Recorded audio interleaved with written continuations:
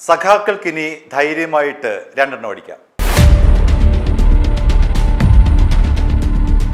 CPM-നെ സംബന്ധിച്ച് അവരുടെ കേഡർമാർക്ക് കർശനമായ ജീവിതത്തിൽ നിയന്ത്രണം ഉള്ളവരാണ്. അതായത് ഒരു CPM കേഡറായി മാറണമെങ്കിൽ നിരവധി കടമ്പകൾ കടക്കേണ്ടതുണ്ട്. കാൻഡിഡേറ്റ് എന്ന് പറയുന്ന ആ ഒരു കടമ്പ മുതൽ പിന്നീട് ഒരു CPM കേഡറായി മാറണമെങ്കിൽ നിരവധി മാനദണ്ഡങ്ങൾ പാലിക്കേണ്ടതുണ്ട്. അദ്ദേഹം നിത്യജീവിതത്തിൽ മദ്യപിക്കാൻ പാടില്ല, ആർഭാട ജീവിതം നയിക്കാൻ പാടില്ല, അതേപോലെ തന്നെ സമൂഹത്തിന് ഉത്തമമായിട്ടുള്ള മാതൃകാ പുരുഷനായി മാറിയിരിക്കണം.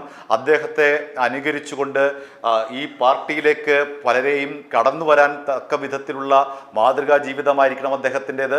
അങ്ങനെ നിരവധി നിബന്ധനകളോടുകൂടിയാണ് ഒരാൾക്ക് CPIM മെമ്പർഷിപ്പ് നൽകുന്നത്. അല്ലാതെ ഓടി വന്ന് CPM-ലേക്ക് വന്ന് മെമ്പർഷിപ്പ് കിട്ടില്ല.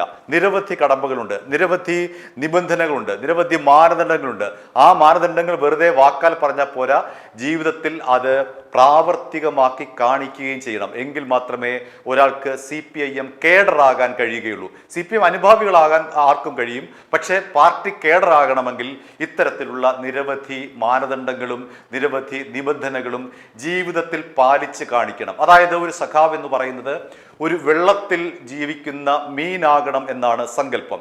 ഈ വെള്ളം എന്ന് പറയുന്നത് അല്ലെങ്കിൽ ജലം എന്ന് പറയുന്നത് സമൂഹമാണെന്നാണ് ഒരു സങ്കല്പം.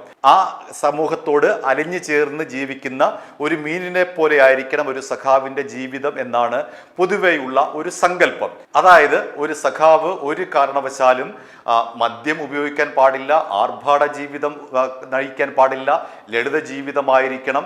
അങ്ങനെ സമൂഹത്തിന് മുഴുവൻ മാതൃകയായിരിക്കും ആ സഖാവ് മുഖേനയായിരിക്കണം മറ്റ് പാർട്ടിക്കാർ അല്ലെങ്കിൽ മറ്റ് പൊതുസമൂഹം മുഴുവൻ ഈ പാർട്ടിയിലേക്ക് ആകർഷിക്കപ്പെടേണ്ടത് തുടങ്ങിയിട്ടുള്ള നിരവധി സങ്കല്പങ്ങളാണ് ഒരു പാർട്ടി കേഡറുമായി ബന്ധപ്പെട്ട് CPM മുന്നോട്ട് വയ്ക്കുന്നത്. അങ്ങനെയാണ് പണ്ട് പരിപ്പുവടയും ചായയും എന്ന് പറയുന്ന സങ്കല്പമൊക്കെ ഉണ്ടാകുന്നത്. അത്ര ലളിത ജീവിതമായിരിക്കണം ഒരു സഖാവ് നയിക്കേണ്ടത്. മദ്യപാനം അദ്ദേഹത്തിൻ്റെ ജീവിതത്തിൽ ഒരു കാരണവശാലും വരാൻ പാടില്ല.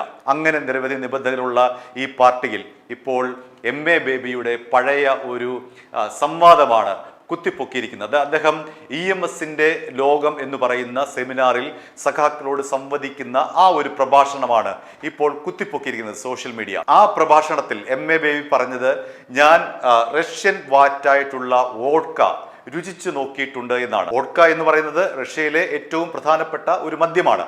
അപ്പോൾ പഴയ സോവിയറ്റ് യൂണിയനിൽ സഖാക്കൾ യോഗം ചേർന്നിരുന്നത് ഈ വോഡ്ക മോന്തിക്കൊണ്ടാണ് എന്നാണ് MA ബേബി പറയുന്നതിന്റെ ചുരുക്കം. അതായത് സോവിയറ്റ് യൂണിയനിലെ സഖാക്കൾ മദ്യപിച്ചിരുന്നു എന്നാണ് അദ്ദേഹം പറയുന്നത്. അതിന് ഉദാഹരണമായി അദ്ദേഹം ചൂണ്ടിക്കാണിക്കുന്ന ഒരു കാര്യം EMSന്റെ ബെർലിൻ ഡയറി എന്ന് പറയുന്ന പുസ്തകമാണ്. ആ പുസ്തകത്തിൽ EMS എഴുതിയിരിക്കുന്നത് അവിടുത്തെ സഖാക്കൾ കമ്മിറ്റി കൂടുമ്പോൾ മദ്യം കഴിച്ചിരുന്നു, പ്രത്യേകിച്ച് വോഡ്ക കഴിച്ചിരുന്നു എന്നാണ് EMS എഴുതിയിരിക്കുന്നത് എന്ന് ബേബി വിശദീകരിക്കുന്നുണ്ട്. അതായത് സോവിയറ്റ് യൂണിയനിലെ സഖാക്കൾ മദ്യപാനികളായിരുന്നു, മദ്യപിക്കുമായിരുന്നു, അവർ കമ്മിറ്റി കൂടുമ്പോൾ വോഡ്ക കുടിക്കുമായിരുന്നു. അങ്ങനെ വോഡ്ക കുടിച്ചുകൊണ്ടാണ് അവർ കമ്മിറ്റികൾ നടത്തിയിരുന്നത് എന്നാണ് MA ബേബി പറയുന്നതിൻ്റെ ചുരുക്കം. സോവിയറ്റ് യൂണിയൻ ഒരു കാലത്ത് സഖാക്കളുടെ സ്വർഗലോകമായിരുന്നു. സോവിയറ്റ് യൂണിയൻ എല്ലാം തികഞ്ഞ രാജ്യമായിരുന്നു. സോവിയറ്റ് യൂണിയന് തേനും പാലും ഒഴുകുമെന്ന് പറഞ്ഞിരുന്നു. സോവിയറ്റ് യൂണിയനെ സഖാക്കളെ അനുകരിക്കാൻ ഇവിടുത്തെ സഖാക്കൾ കച്ചമുറുക്കി ഇറങ്ങിയിരുന്നു. സോവിയറ്റ് യൂണിയൻ ചെയ്യുന്നതെല്ലാം ശരിയെന്ന് വിശ്വസിച്ചിരുന്നു.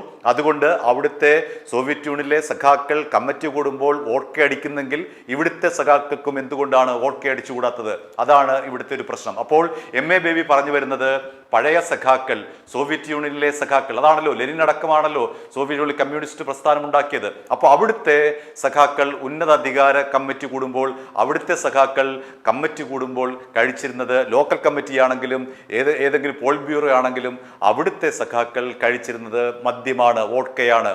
അതുകൊണ്ട് നമുക്ക് MA ബേബിയോട് തിരികെ ചോദിക്കാം, സഖാവേ, ഞങ്ങൾ പാവപ്പെട്ട സഖാക്കളാണ്, രണ്ടെണ്ണം അടിച്ചോട്ടെ എന്ന് നമുക്ക് ഒരു സഖാവ് എന്ന നിലയിൽ MA ബേബിയോട് ധൈര്യമായി ചോദിക്കാം. MA ബേബി പറയുന്ന ഉത്തരം നിങ്ങൾ EMSന്റെ ബെർലിൻ ഡയറി വായിക്കൂ, അതിലുണ്ട് ഉത്തരം. അപ്പോൾ നമ്മൾ ഉത്തരം തേടി നോക്കുമ്പോൾ അവിടെ ചെല്ലുന്ന കണ്ടെത്തുന്ന ഉത്തരം എന്ന് പറയുന്നത് സഖാക്കൾക്ക് രണ്ടെണ്ണം അടിക്കാമെന്ന് തന്നെയാണ് EMSന്റെ ബെർലിൻ ഡയറിയിൽ എഴുതിയിരിക്കുന്നത്. അതുകൊണ്ട് MA ബേബി പറയുന്നതനുസരിച്ചാണെങ്കിൽ നമ്മുടെ നാട്ടിൻപുറത്തെ പാവപ്പെട്ട സഖാക്കൾക്ക് ഇനി അങ്ങനെ ഒളിച്ചു പാത്ത് നടക്കേണ്ട ആവശ്യമൊന്നുമില്ല, 2 വിട്ടാലും കുഴപ്പമില്ല എന്നാണ് എം.എ. ബേബി പറഞ്ഞു വരുന്നതിന് ചുരുക്കം. അതുകൊണ്ട് എം.എ. ബേബി പറയുന്നത് താൻ രുചിച്ചു നോക്കിയിട്ടുണ്ട്, പക്ഷെ അദ്ദേഹം മദ്യപിച്ചിട്ടുണ്ട് എന്ന് അദ്ദേഹം പറയുന്നില്ല.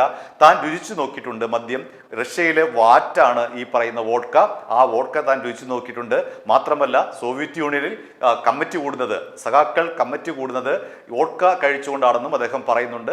EMSനെ സാക്ഷ്യപ്പെടുത്തിക്കൊണ്ടാണ് അദ്ദേഹം പറയുന്നത്. ചുരുക്കി പറഞ്ഞു കഴിഞ്ഞാൽ സഖാക്കൾക്ക് 2 അടിക്കുന്നതിൽ കുഴപ്പമില്ല എന്നാണ് എം.എ. ബേബി പറയുന്നതിൻ്റെ സാരാംശമെന്ന് സംശയിക്കേണ്ടിയിരിക്കുന്നു. അതുകൊണ്ട് സഖാക്കൾ ധൈര്യമായിട്ട് എം.എ. ബേബിയുടെയും EMSൻ്റെയും ഈ വാക്കുകൾ വിശ്വസിക്കുകയാണെങ്കിൽ ഇനി ഒളിച്ചും പാത്തും ഒന്നും പോയി അടിക്കേണ്ട ആവശ്യമില്ല, ഡയറക്റ്റ് പോയി അടിക്കുക.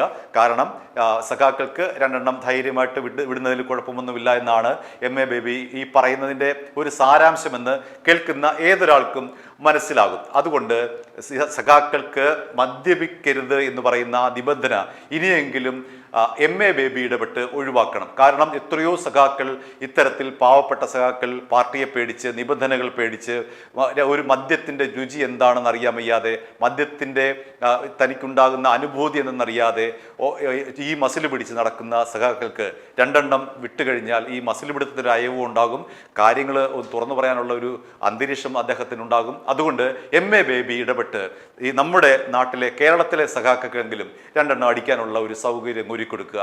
പാർട്ടി ഈ പറയുന്ന നിബന്ധനകളിൽ പറയുക, സഖാക്കൾ മദ്യപിച്ചാലും കുഴപ്പമൊന്നുമില്ല, സഖാക്കൾക്ക് മദ്യപിക്കാം എന്നുള്ള ഒരു നിബന്ധന കൂടി അടുത്ത പാർട്ടി കോൺഗ്രസിലോ മറ്റോ ഒന്ന് അവതരിപ്പിച്ച് എടുത്തു കഴിഞ്ഞാൽ നമ്മുടെ ഈ പാവപ്പെട്ട സഖാക്കൾക്ക് 2 അടിക്കാനുള്ള ഒരു സംവിധാനം ഔദ്യോഗികമായി തന്നെ ഉണ്ടാകും. എന്തായാലും എം.എ. ബേബി പറയുന്നത് എന്താണെന്ന് നമുക്ക് കേൾക്കാം. ഈ വോഡ്ക എന്ന് പറഞ്ഞാൽ എന്താണെന്നറിയോ? പട്ടച്ചാരായമാണ്, റഷ്യൻ ചാരായമാണ്. അത് ഞാൻ രുചിച്ചു നോക്കിയിട്ടുണ്ട്. ഇയാൾ തിരക്കേടില്ലല്ലോ എന്നിപ്പോ നിങ്ങൾ ചിലർ ചിന്തിക്കുന്നുണ്ട്. എങ്കിൽ നിങ്ങൾ EMSന്റെ ബെർലിൻ ഡയറി വായിക്കുക. ഇയാൾ തിരക്കേടില്ലല്ലോ എന്ന് എന്നെ കുറിച്ച് നിങ്ങൾ ചിന്തിക്കില്ല. ബെർലിൻ ഡയറിയിൽ EMS എഴുതിയതിനെ ആശ്രയിച്ചിട്ടാണ് ഈ രുചിച്ചു നോക്കാനുള്ള ധൈര്യം ഞാൻ സംഭരിച്ചത്. EMS അതിനകത്ത് എഴുതിയിട്ടുണ്ട്, ഈ പാർട്ടി നേതാക്കന്മാർ ചർച്ച ചെയ്യാൻ ഒരുമിച്ച് കൂടുമ്പോൾ അവിടെ പാനോപചാര പ്രസംഗം എന്ന് പറയും, ടോസ്റ്റ്. എന്താ ടോസ്റ്റ് പറയുക? നിങ്ങളുടെ രാജ്യത്തെ തൊഴിലാളി വർഗ പ്രസ്ഥാനത്തിന്റെ വളർച്ചയ്ക്കും ശക്തിപ്പെടലിനും വേണ്ടി ഈ ടോസ്റ്റ് എന്ന് പറയും. അപ്പൊ മദ്യമാണ്, വോഡ്കയാണ്. അപ്പൊ അത് മുട്ടിച്ചിട്ട് കുടിച്ചിട്ടിരിക്കണം. അതുകൊണ്ട് എം.എ. ബേബി തന്നെ പറയുന്നുണ്ടല്ലോ, അതുകൊണ്ട് അദ്ദേഹം തന്നെ ഇടപെട്ട് സഖാക്കൾക്ക് വേണ്ടുന്ന സൗകര്യമൊക്കെ ഒരുക്കി കൊടുക്കുക. അത് പാർട്ടി തലത്തിൽ തന്നെ ഇക്കാര്യം ചർച്ച ചെയ്താൽ നല്ലതാണ്. ബ്രാഞ്ച് തലം മുതൽ ലോക്കൽ തലം മുതൽ ഏരിയ, അതേപോലെ തന്നെ ജില്ലാ കമ്മിറ്റി, സംസ്ഥാന കമ്മിറ്റി, പോളിറ്റ് ബ്യൂറോ, കേന്ദ്ര കമ്മിറ്റി, ഇവിടെയൊക്കെ ഈ ഒരു അജണ്ട ഒന്ന് മുന്നോട്ട് വെച്ചാൽ നല്ലതാണ്. കാരണം ഇപ്പോൾ നമ്മൾ എല്ലാവരും തന്നെ സ്വതന്ത്രനാണ്, മദ്യപിക്കാനൊക്കെയുള്ള സ്വാതന്ത്ര്യം എല്ലാവർക്കും ഉണ്ട്. ഒരു മദ്യപിക്കുന്ന സൊസൈറ്റിയാണ് ലോകം എല്ലായിടത്തും ഉള്ളത്. ഈ അറബ് നാടുകളൊക്കെ ചില നിയന്ത്രണങ്ങളുണ്ടെന്നേ ഉള്ളൂ. ബാക്കി നമ്മുടെ കേരളം അടക്കം എല്ലായിടത്തും മദ്യം സുലഭമാണ്.